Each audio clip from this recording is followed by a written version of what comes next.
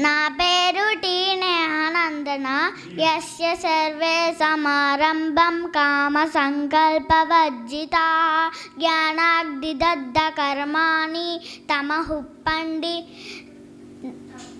పండితంబురాః యదృచ్ఛాలాభసంతుష్టః వన్వాతీతో విమత్సరః సమస్య సిద్ధావసిద్ధౌ చ కృత్వాపి న నిబధ్యతే.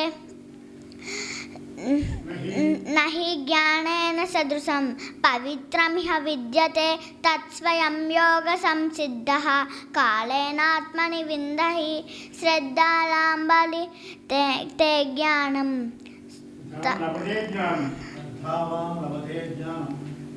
తపః సంయతేంద్రియః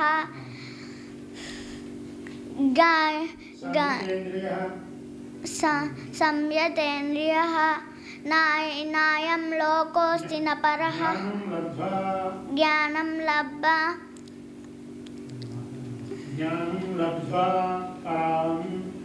ప్రాణం. నా పేరు వర్ణిక. శ్రీకృష్ణ పరబ్రహ్మణే నమః. యస్య సర్వే సమారంభాః కామ సంకల్పవర్జితాః జ్ఞానాగ్నిదగ్ధ కర్మాణం తమాహు పండితం బుధాః యదృచ్ఛాలాభ సంతుష్టో ద్వంద్వాతీతో విమత్సరః సమః సిద్ధావసిద్ధౌ చ కృత్వాపి న నిబధ్యతే. నహి జ్ఞానేన సదృశం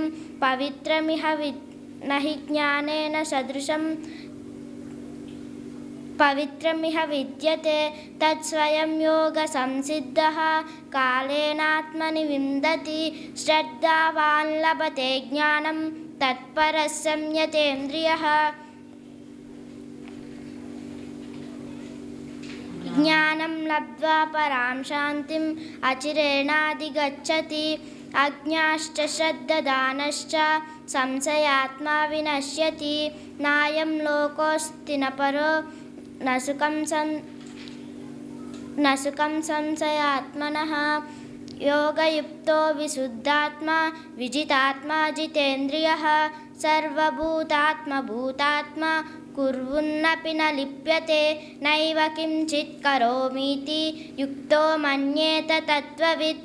పశ్యన్ శృణ్వన్ స్పృశన్ జిఘ్రన్ అస్నన్ గచ్చన్ స్వపన్ శ్వసన్ ప్రళపన్ విసృజన్ గృహ్ణన్ ఉన్మిషన్ నిమిషన్నపి. ఇంద్రియాణీంద్రియార్థేషు వర్తంత ఇతి ధారయన్ బ్రహ్మణ్యాదాయ కర్మాణి సంగం త్యక్త్వా కరోతి యః. లిప్యతే నాస పాపేన పద్మపత్రవివాంబసా కాయేన మనసా బుద్ధ్యా కేవలైరింద్రియైరపి యోగినః కర్మ కుర్వంతి సంగం త్యక్త్వాత్మశుద్ధయే. అందరికీ నమస్కారం. నా పేరు ఎన్ హరేందర్ వీర్. ఇప్పుడు నా శ్లోకాలను మొదలు పెట్టబోతున్నాను. యస్య సర్వే సమారంభా కామ సంకల్పవర్జితా జ్ఞానాగ్నిదగ్ధ కర్మాణం తమాహు పండితం బుధాః యదృచ్ఛలాభ సంతుష్టః ద్వంద్వాతీతో విమత్సరః సమః సిద్ధావసిద్ధౌ చ కృత్వాపి న నిబధ్యతే. నహి జ్ఞానేన సదృశం పవిత్రమిహ విద్యతే తత్స్వయం యోగ సంసిద్ధః కాలేనాత్మని విందతి శ్రద్ధావాన్ లభతే జ్ఞానం తత్పరః సంయతేంద్రియః. జ్ఞానం లబ్ధ్వా పరాం శాంతిం అచిరేణాధిగచ్చతి.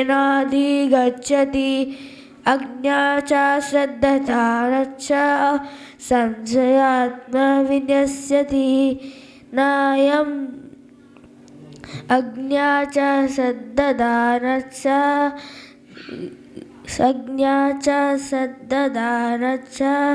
సంశయాత్మా వినశ్యతి. నాయం లోకోస్తి న పరః నాయం లోకోస్తి న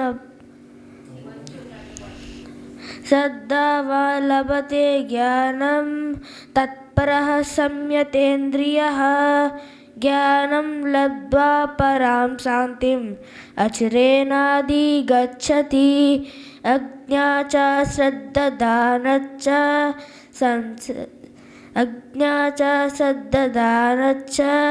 संशयात्मा विनश्यति नायं लोकोऽस्ति न परो न सुखं संशयात्मनः योगयुक्तो विशुद्धात्मा विजितात्मा जितेन्द्रियः सर्वभूतात्मा भूतात्मा कुर्वन्नपि न लिप्यते नैव किञ्चित् करोमीति युक्तो मन्येत तत्त्ववेत् पश्यन् शृण्वन् स्पृशन् जिघ्रन् अश्नन् गच्छन् स्वपन् स्नसन् प्रलपन् विसृजन् गृहन् उन्मिषन् निमिषन्नपि इन्द्रियाणीन्द्रियार्थेषु वर्तन्त इति धारयन् ब्रह्मण्यादाय कर्माणि सङ्गं त्यक्त्वा करोति यः लिप्यते न स पापेन पद्मपत्रमिवाम्बसा कायेन मनसा बुद्ध्या केवलैन्द्रियैरपि योगिनः कर्म कुर्वन्ति सङ्गं त्यक्त्वा आत्मशुद्धये ॐ శాంతి శాంతి. నమస్కారం. నా పేరు తేజస్. యస్య సర్వే సమారంభాః కామసంకల్పవర్జితాః జ్ఞానాగ్నిదగ్ధకర్మాణం తమాహుః పండితం బుధాః యదృచ్ఛలాభసంతుష్టः ద్వంద్వాతీతో విమత్సరः సమः సిద్ధవసిద్ధో చ కృత్వాపి న నిబధ్యతే నహి జ్ఞానేన సదృశ్యం పవిత్రమిహ విద్యతే తత్ స్వయం యోగ సంసిద్ధః కాలేనాత్మని విందతి శ్రద్ధావాన్ లభతే జ్ఞానం తత్పరః సంయుక్తేంద్రియः జ్ఞానం లబ్ధ్వా పరం శాంతిం అచిరేణాధిగచ్చతి అగ్నిశ్చ శ్రద్ధాదానశ్చ సంశయాత్మా వినశ్యతి నాయం లోకోऽస్తి న పరో న సుఖం సంశయాత్మనః యోగయుక్తో విశుద్ధాత్మా విజితాత్మా జితేంద్రియः సర్వభూతాత్మా భూతాత్మా కుర్వన్నపి న లిప్యతే నైవ కించిత్ కరోమీతి యుక్తో మన్యతే తత్త్వవిత్ పశ్యన్ శృణ్వన్ స్పృశన్ జిఘ్రన్ అశ్నన్ గచ్చన్ స్వపన్ శ్వసన్ ప్రలపన్ విసృజన్ గృహ్ణన్ ఉనిషన్ నిమిషన్నపి ఇంద్రియాణి ఇంద్రియార్థేషు వర్తంత ఇతి ధారయన్ బ్రహ్మన్నాదాయ కర్మాణి సంగం త్యక్త్వా కరోతి యః లిప్యతేన స పాపేన పద్మపత్రమివాంబసా కాయేన మనసా బుద్ధ్యా కేవలైరింద్రియైరపి యోగినః కర్మ కుర్వంతి సంగం త్యక్త్వా ఆత్మశుద్ధయే. name is Harshit. यस्य सर्वे समारम्भाः कामसङ्कल्पवर्जिताः ज्ञानाग्निदग्धकर्माणं तमाहुः दम्बुदाः यदृच्छावलभसन्तुष्टः द्वन्द्वातीतो विमच्चरः समः सिद्धावसिद्धौ च कृत्वापि न विपद्यते न हि ज्ञानावसदृशं पवित्रमि विद्यते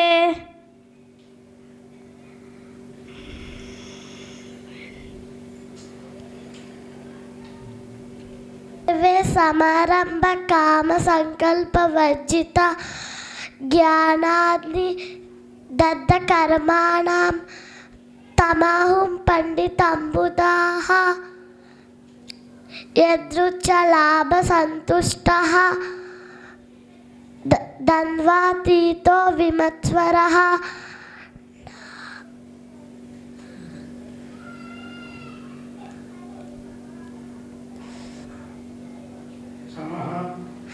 సమః సిద్ధావసిద్ధిచ్చ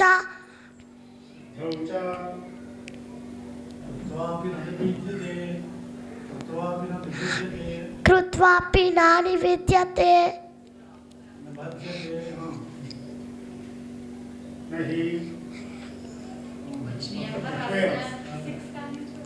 భూతాత్మాని తేంద్రియః సర్వభూతాత్మ భూతాత్మ లిప్యతే నైవ కించిత్తరోమీతి ఉత్తో మన్యేత దత్వతే. పశ్యన్ శృణ్వన్ స్వపన్ జిఘ్రన్ అచ్చన్ గచ్చన్ స్వపన్ స్వపన్ ఫలపాన్ విశునన్ నృత్యన్ ఉన్నిషన్ వినిషన్నపి ఇంద్రియాణీషితానేషు వదన్ వియంధారయన్ బ్రహ్మణాదాయ కర్మాణి సంగం చత్వాప్త శుద్ధయే నైవ కించిత్తరోమీతి ఉత్తో మన్యేత దత్వతే. ఉద్విత యోగయుక్తో విశుద్ధాత్మా విజితాత్మా చితేంద్రియః సర్వభూతాత్మా భూతాత్మా పూర్వన్నవిలిప్యతే నైవ కించిత్ కరోమీతి యుక్తో మన్యేత తత్వవే. పశ్యన్ శృణ్వన్ సుసన్ జిఘ్రన్ అశ్చన్ గచ్చన్ స్వపన్ శ్వసన్ ఫలపన్ విశుసన్ రుగ్నన్ ఉన్నిషన్ నిమిషన్నపి ఇంద్రియాణీంద్రియాదేషు వత్తన్ధర్తిధారయ బ్రహ్మణ్యాదాయ కర్మాణి సందం చక్క కరోతి యః లిప్యతే స పాపేన పద్మపత్రవిమాంబస కాయేన మనసా బుద్ధ్యా ఏవలైంద్రియైరపి.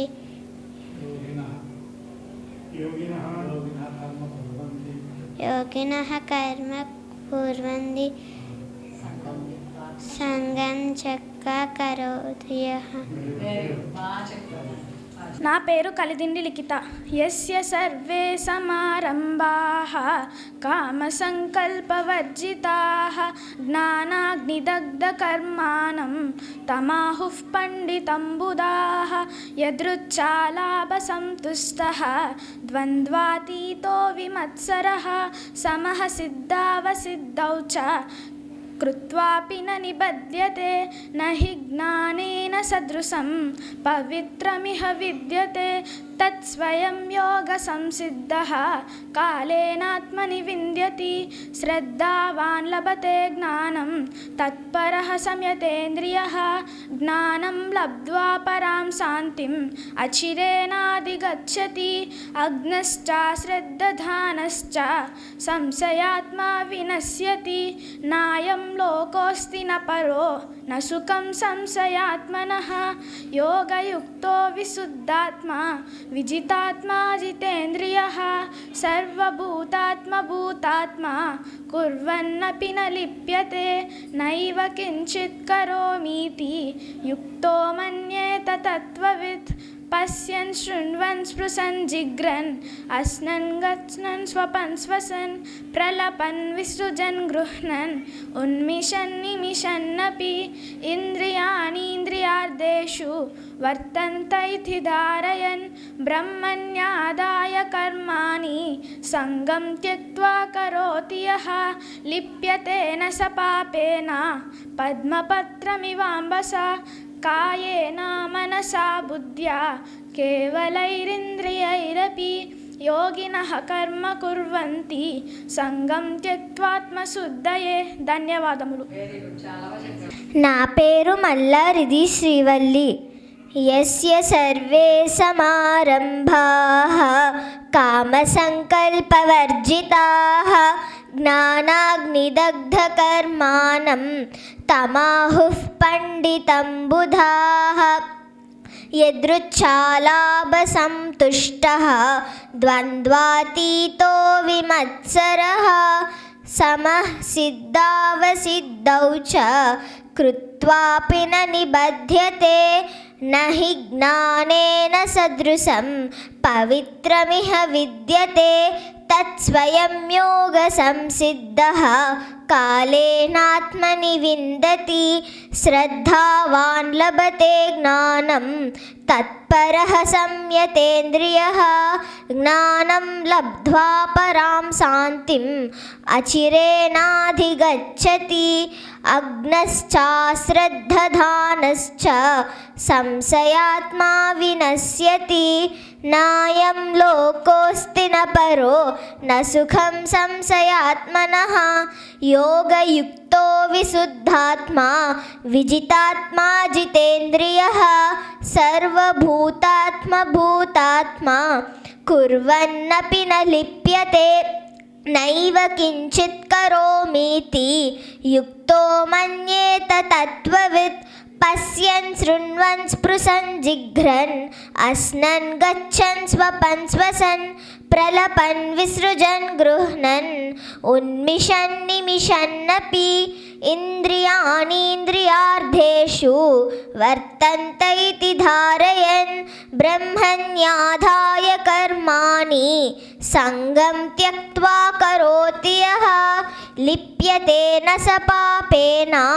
पद्मपत्रमिवाम्भसा कायेन मनसा बुद्ध्या केवलैरिन्द्रियैरपि योगिनः कर्म कुर्वन्ति संगं त्यक्त्वात्मशुद्धये ధన్యవాదాలు.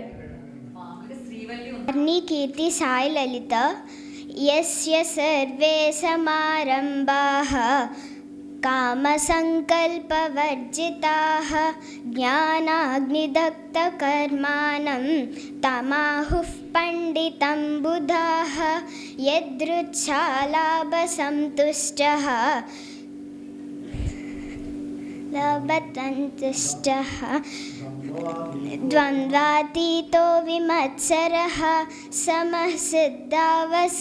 సమసిద్ధావసిద్ధౌ చ కృత్వాపి న నిబధ్యతే న హి జ్ఞానేన సదృశం పవిత్రమిహ విద్యతే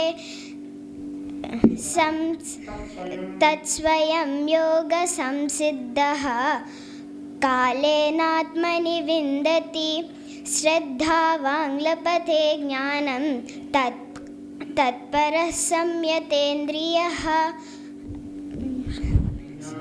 జ్ఞానం లబ్ధ్వా పరాం శాంతిం అచిరేణాధిగచ్చతి అజ్ఞశ్చాశ్రద్ధధానశ్చ సంశయాత్మా వినశ్యతి నాయం లోకోऽస్తి న పరో న సుఖం సంశయాత్మనః योगयुक्तो विशुद्धात्मा विजितात्मा जितेन्द्रियः सर्वभूतात्मा कुर्वन्नपि न लिप्यते नैव किञ्चित् करोमीति युक्तो मन्येत तत्त्ववित् पश्यन् शृण्वन् स्पृशन् जिघ्रन् अश्नन् गच्छन् स्वपन् श्वसन् प्रलपन् विसृजन् गृह्णन् उन्मिषन् निमिषन्नपि इन्द्रियाणीन्द्रियार्थेषु वर्तन्त इति धारयन् ब्रह्मण्यादाय कर्माणि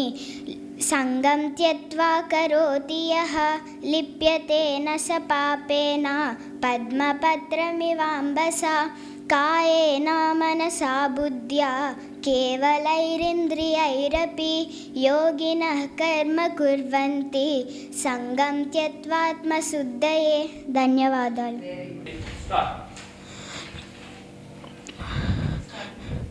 My name is Navyasri. I am from 3rd class. I want to tell from Bhagavad Gita. Yasya sarve Ramabha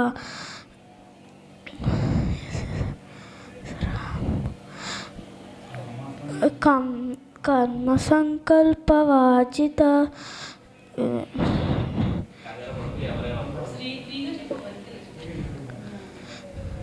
జ్ఞానాగ్నిదగ్ధ కర్మాణం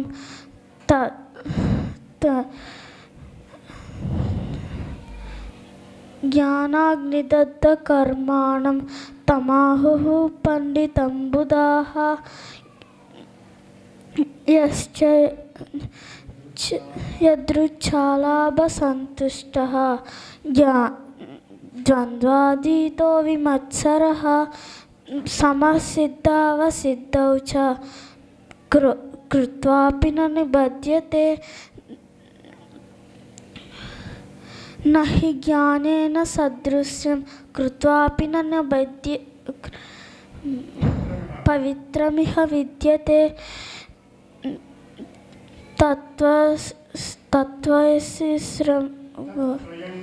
తత్స్వయం యస్య సిద్ధం యోగ సంసిద్ధః కానేనాత్మని విందతి శబ్దవాన్ లభతే జ్ఞానం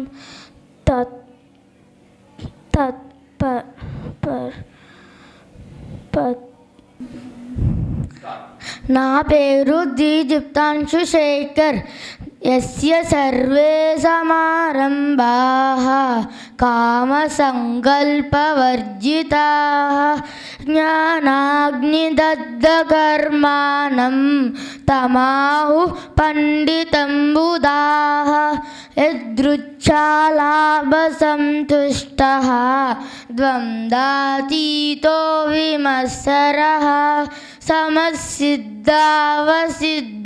చ కృత్వాపి న నిబధ్యతే నహి జ్ఞానేన సదృశం పవిత్రమిహ విద్యతే తత్స్వయం యోగ సంసిద్ధః కాలేనాత్మని విందతి శ్రద్ధావాన్ లభతే జ్ఞానం తత్పరః సంయతేంద్రియః జ్ఞానం లబ్ధ్వా పరాం శాంతిం అచిరేనాధిగచ్చతి అగ్నశ్చాశ్రద్ధదానశ్చ సంశయాత్మా వినశ్యతి నాయం లోకోస్తి న పరో న సుఖం సంశయాత్మనః నైవ కించిత్ కరోమీతి యుక్తో మన్యేత తత్వవిత్ పశ్యన్ శృణ్వన్ సంజిఘ్రన్ అస్నన్ గచ్చన్ స్వపన్ శ్వసన్ ప్రలపన్ విసృజన్ గృహ్ణన్ ఉన్మిషన్ నిమిషన్నపి ఇంద్రియాణీంద్రియార్థేషు వర్తంత ఇతి ధారయన్ బ్రహ్మణ్యాదాయ కర్మాణి సంగం త్యక్త్వా కరోతి యః లిప్యతేన స పాపేన పద్మపత్రమివాంబసా కాయేన మనసా బుద్ధ్యా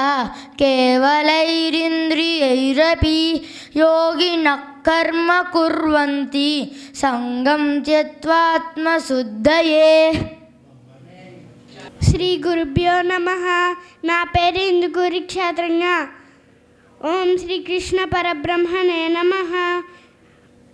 యస్య సర్వే సమారంభాః కామసంకల్పవర్జితాః జ్ఞానాగ్నిదగ్ధకర్మాణం తమాహుః పండితం బుధాః యదృచ్ఛాలాభసంతుష్టः ద్వంద్వాతీతో విమత్సరः సమసిద్ధావసిద్ధౌ చ కృత్వాపి న నిబధ్యతే నహి జ్ఞానేన సదృశం పవిత్రమిహ విద్యతే తత్స్వయం యోగ సంసిద్ధః కాలేనాత్మని విందతి శ్రద్ధావాన్ లభతే జ్ఞానం తత్పరః సంయతేంద్రియః జ్ఞానం లబ్ధ్వా పరాం శాంతిం అచిరేనాధిగచ్చతి అజ్ఞశ్చాశ్రద్ధదానశ్చ సంశయాత్మా వినశ్యతి నాయం లోకోస్తి న పరో న సుఖం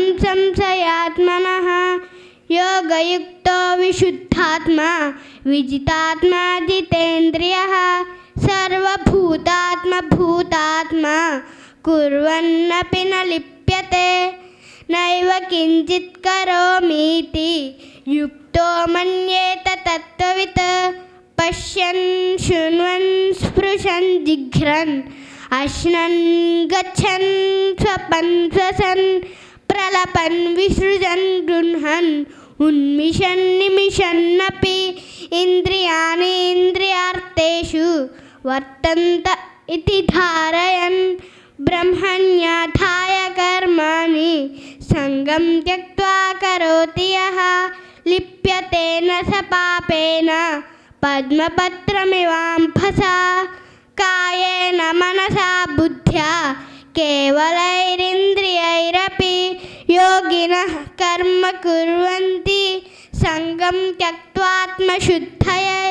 ఈ అవకాశం ఇచ్చిన ఆనంద గీత యజ్ఞం వారికి ధన్యవాదాలు. My name is you Kritika. Arjuna హువాచ సేనయోరుభయోర్मध्ये రథం స్థాపయమేర్చుట యవదేతాన్ నిరీక్షేహం యోర్ధు కామానావస్థితాన్ కైర్మయ సహ యోర్ధవ్యం అస్మిన్ రణసముద్యమే యోర్చమానానవేక్షేహం ఏ తేత్ర సమాగతాః ధార్తరాష్ట్రస్య దుర్బుద్ధే యుద్ధే ప్రియచికిత్సవః. సంజయ హువాచ ఏవముక్తో ఋషికేశో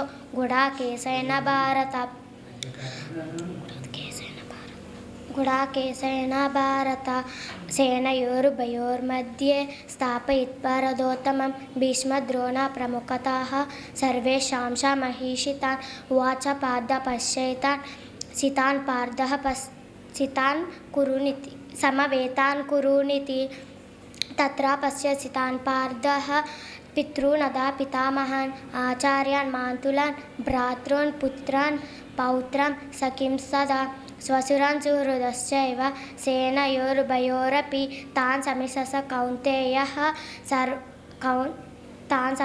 కౌంతేయః సర్వాన్ బంధూనవస్థితాన్ కృపయా పర్యవిష్టో విషీదనిదమబ్రవీత్.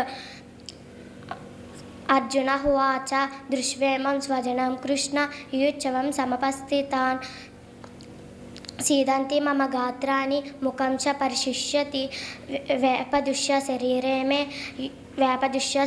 మే రోమహర్షస్య జాయతే గాంధీవం స్రంసతే హస్తాత్ త్వక్చైవ పరిదహ్యతే న చ శక్యోమ్యవస్థాతో భ్రమతీవ చ మే మనః.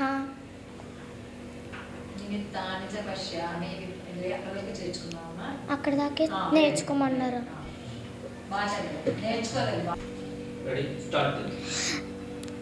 అందరికీ నమస్కారం. నా పేరు కృష్ణపర్ణిక. నేను 1వ తరగతి చదువుతున్నాను. ఓం శ్రీ గురుభ్యో నమః. యస్య సర్వే సమారంభాః కామసంకల్పవర్జితాః జ్ఞానాగ్నిదగ్ధకర్మాణం తమాహు పండితం బుధాః యతృచ్ఛాలాభసంతుష్టः ద్వంద్వాతీతో విమత్సరः సమసిద్ధావసిద్ధౌ చ కుత్వాపి న నిబధ్యతే నహి జ్ఞానేన సదృశం పవిత్రమిహ విద్యతే తత్స్వయం యోగ సంసిద్ధః కాలేనాత్మని వింద్యతి శ్రద్ధావాన్ లభతే జ్ఞానం తత్పరః సంయతేంద్రియః జ్ఞానం లబ్ధ్వా పరాం శాంతిం అచిరేణాధిగచ్చతి అజ్ఞశ్చ శ్రద్ధదానశ్చ సంశయాత్మా వినశ్యతి నాయం లోకోస్తి న పరో న సుఖం సంశయాత్మనః యోగయుక్తో విశుద్ధాత్మా విజితాత్మా జితేంద్రియః సర్వభూతాత్మా కుర్వన్నపి న లిప్యతే నైవ కించిత్ కరోమీతి యుక్తో మన్యేత తత్వవిత్ पश्यन् शृण्वन् स्पृशन् जिघ्रन् अस्नन् गच्छन् स्वपन् स्यसन् नैव किञ्चित् करो प्रलपन् विसृजन् गृह्णन् उन्मिषन् निमिषन्नपि इन्द्रियाणि इन्द्रियार्थेषु वर्तन्त इति धारयन् ब्रह्मण्याथाय कर्माणि सङ्गं त्यक्त्वा करोति यः लिप्यते न स पापेन पद्मपत्रमिवाम्बसाः कायेन मनसा बुद्ध्या केवलैरिन्द्रियैरपि योगिनः कर्म कुर्वन्ति सङ्गं त्यक्त्वात्मशुद्धये. నా పేరు తేజస్వి. ఓం శ్రీకృష్ణ పరబ్రహ్మణే నమః. శ్రీమద్భగవద్గీత అద పంచమోऽధ్యాయः. కర్మసన్యాసయోగः. అర్జున ఉవాచ యస్య సర్వే సమారంభాః కామసంకల్పవర్జితాః జ్ఞానాగ్నిదగ్ధకర్మాణం తమాహుః పండితం బుధాః. యదృచ్ఛాలాభసంతుష్టः సమాః సిద్ధివా సిద్ధి చ కృత్వాపి న విబధ్యతే నహి జ్ఞానేన సదృశం పవిత్రమిహ నిబధ్యతే తత్స్వయం యోగ సంసిద్ధః కాలేనాత్మని విందతి శ్రద్ధావాన్ లభతే జ్ఞానం తత్పరః సంయతేంద్రియః జ్ఞానం లబ్ధ్వా పరాం శాంతిం అచిరేణాధిగచ్చతి. అజ్ఞస్త్రా శ్రద్ధనాదానశ్చ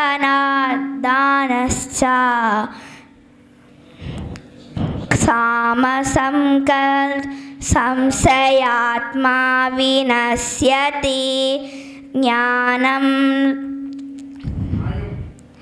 నాయం లోకోస్తి న పరః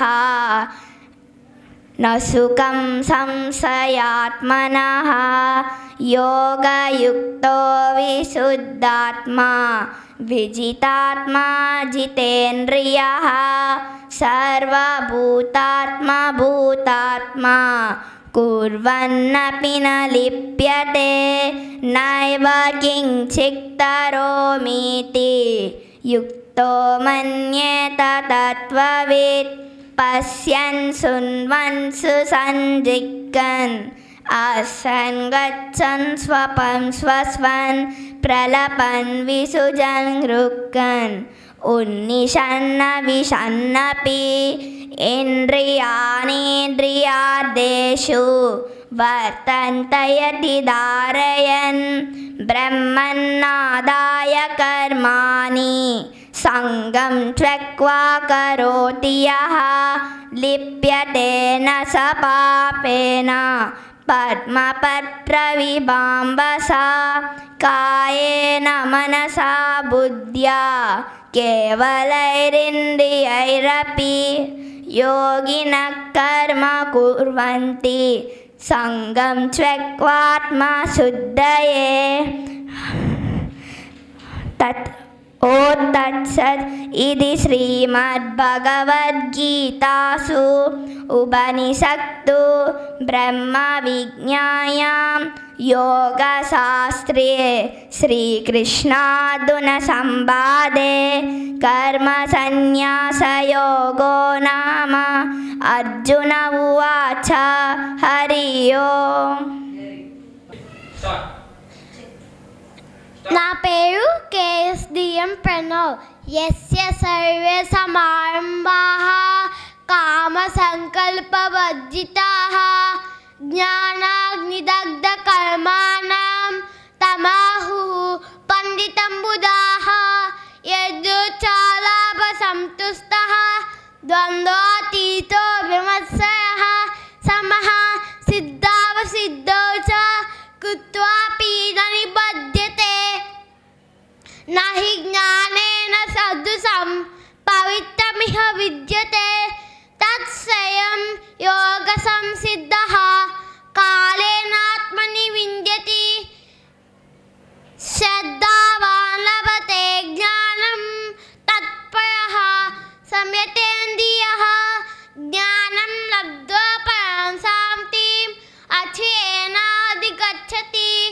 अग्नस्य श्रद्धदानस्य संशयात्मा विनश्यति नायं लोकोऽस्ति न परो न सुखं संशयात्मनः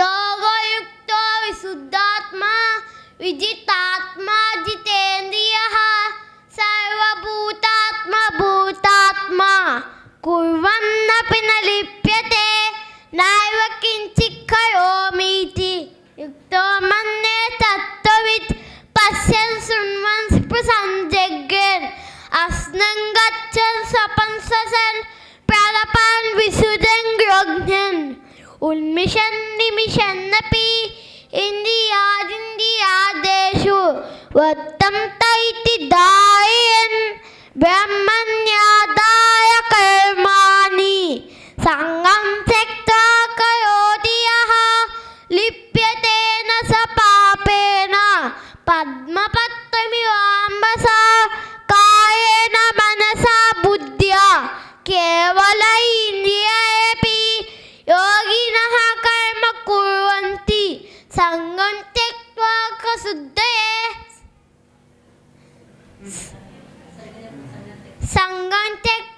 आत्मशुद्धये शुभोदय समारम्भाः कामसङ्कल्पवर्जिताः ज्ञानाग्निदग्धकर्माणं तमाहुः पंडितं बुधाः यदृच्छालाभसन्तुष्टः द्वन्द्वातीतो विमत्सरः समसिद्धावसिद्धौ च कृत्वापि न निबध्यते न हि ज्ञानेन सदृशं पवित्रमिह विद्यते तत्स्वयं योगसंसिद्धः कालेनात्मनि विन्दति श्रद्धावान् लभते ज्ञानं तत्परः संयतेन्द्रियः ज्ञानं लब्ध्वा परां शान्तिम् अचिरेणाधिगच्छति अज्ञाच्च श्रद्धदानच्च संशयात्मा विनश्यति नायं लोकोऽस्ति न परो न सुखं संशयात्मनः योगयुक्तो विशुद्धात्मा विजितात्मा जितेन्द्रियः सर्वभूतात्मा भूतात्मा कुर्वन्नपि न लिप्यते नैव किञ्चित् करोमीति युक्तो मन्येतगद्वति पश्यन् शृण्वन् श्रुसन् जिघ्रन् अस्नन् दर्जन् स्वपन् श्वसन् प्रलपन् सृजन् रुग्णन् उन्निशन् निबिशन्नपि इन्द्रियाणीन्द्रियातेषु वर्तं दैरिधारयन् ब्रह्मण्यादाय कर्माणि सङ्गं त्यक्त्वाद्वक्रोधियः लिप्यते न स पापेन पद्मपत्रदिबाम्बसा कायेन मनसा बुद्ध्या केवलैरिन्द्रियैरपि योगिनः कर्म कुर्वन्ति सङ्गं त्यक्त्वाद्वशुद्धये ధన్యవాదములు. My name is U Divyasri. I am 4th class. Arjuna Vacha सेनयोरुभयोर्मध्ये रथं स्थापयामेर्जुट यावदेतान् निरीक्षेऽहं योद्धुकामानवस्थितान् कैर्मया सह योद्धव्यम् अस्मिन् रणसमुद्यमे योत्समानानवेक्षेऽहम् ये ये तेऽत्र समागताः धार्तराष्ट्रस्य दुर्बुद्धे युद्धे प्रियचिकीर्षवः सञ्जय उवाच एवमुक्तो ऋषिकेशो गुडाकेशेन भारत సేనయోరుభయోర్मध्ये स्थापयित्वा रथोत्तमं भीष्मद्रोणप्रमुखताः सर्वेषां च महीक्षिताम् उवाच पार्थ पश्वेतान् समवेतान् कुरुनिति तत्र पश्यच्चितान् पार्थः पितॄनथ पितामहान् आचार्यान् मातुलान् भ्रातॄन् पुत्रान् पौत्रान् सखींस्तथा स्वसुरान् सुहृदश्चैव सेनयोरुभयोरपि तान् समीक्ष्य स कौन्तेयः सर्वान् बन्धूनावस्थितान् कृपया परयाविष्टो विषीदनिदमब्रवीत् अर्जुन उवाच दृष्ट्वेमां स्वजनं कृष्ण युत्सं सम्पस्थितं सीदन्ति मम गात्राणि मुखं च परिशिष्यति वेपदृश्च शरीरे मे रोमहर्षस्य जायते गाढीवं संसते हस्तत्वक्चैव परिदह्यते न च शक्नोम्यवस्थातुं भ्रमतीव च मे मनः. అక్కడ వరకు